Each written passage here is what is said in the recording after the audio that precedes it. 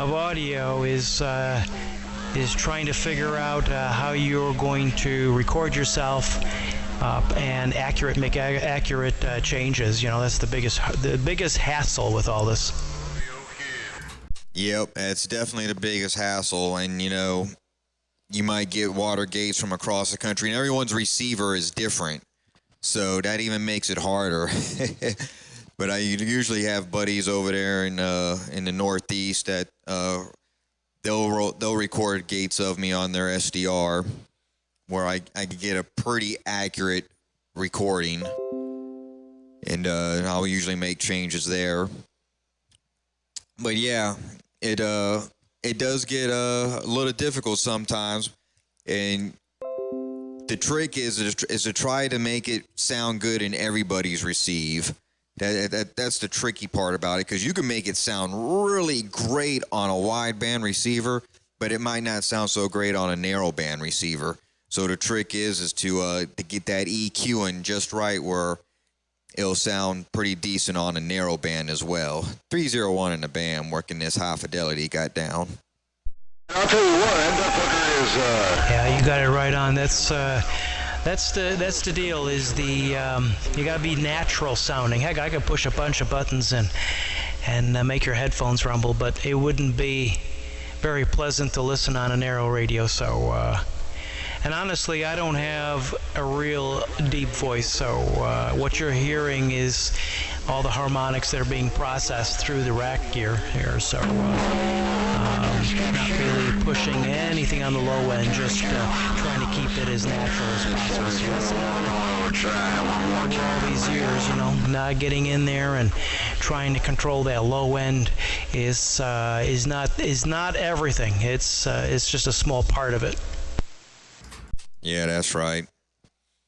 Yeah, my voice, man, I gotta bring my lows down on the EQ, and especially on the pre-EQ, and bring the highs up, because if I just talk into it with no EQ and just try to make it flat on the EQ, it's the lows are really, really high up on the spectrum, and there ain't hardly any highs, so I gotta bring that up.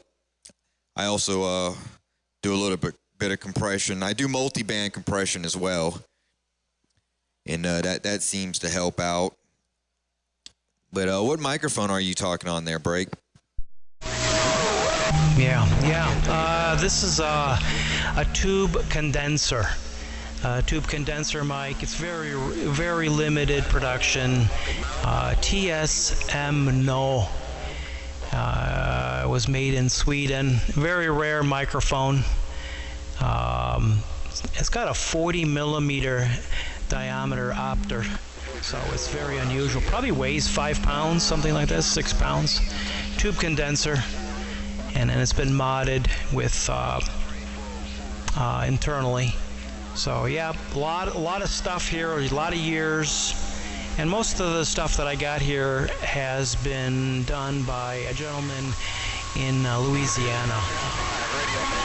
If you've been on the internet, you would see Voodoo Audio. So pretty much everything that I run here, except the radio I'm talking on now, has gone through his modifications and updating.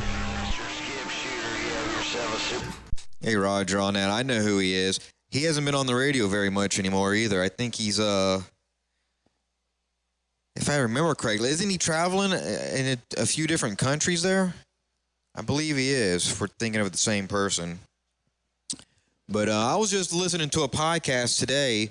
It's called This Week in Radio, and they were talking about different microphones, and they brought up one microphone they brought up was not the one you're saying, but it was a different one, but it was a tube microphone, and the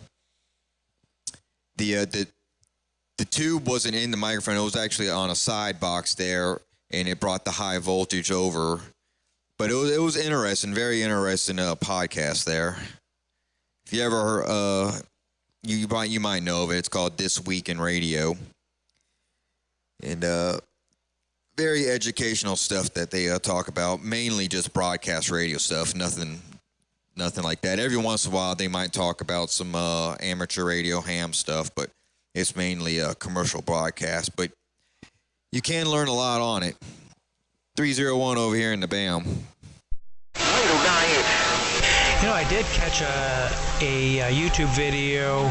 I started listening Modem Off Mall. I think it was published a few days ago.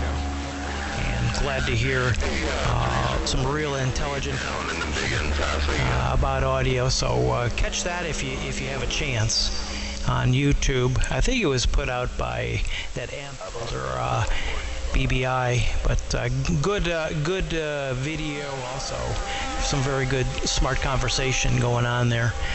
And you know, you mentioned a multi-band compressor there. We're running the Tube Tech. It's made in Denmark at the moment, and we're going to be taking it out of line here in about 2 weeks and changing a completely different design in the multi-band. But are you running software version down to analog? See if we can't get down to 8109, your friend up north, old Phantom. Yeah, it's all software based. I'm running. I got all plugins. I use Ozone 7.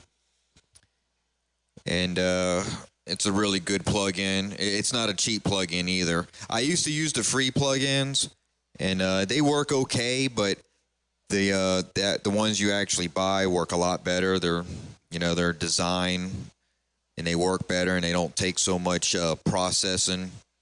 That's the key when you're doing it on software. You want to use stuff that doesn't use heavily your CPU. And that's one of the keys there.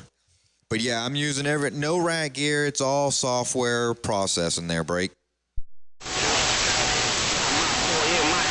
yeah, I got me some Black Fox.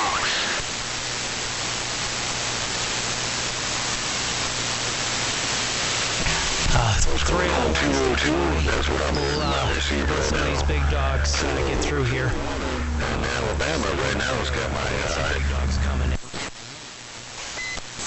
202. Y'all smacking that 5 right back.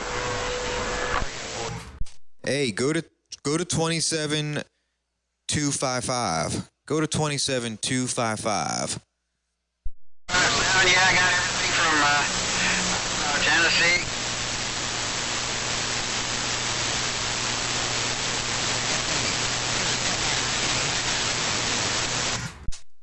I don't know if you heard me or not there. 301 in the BAM.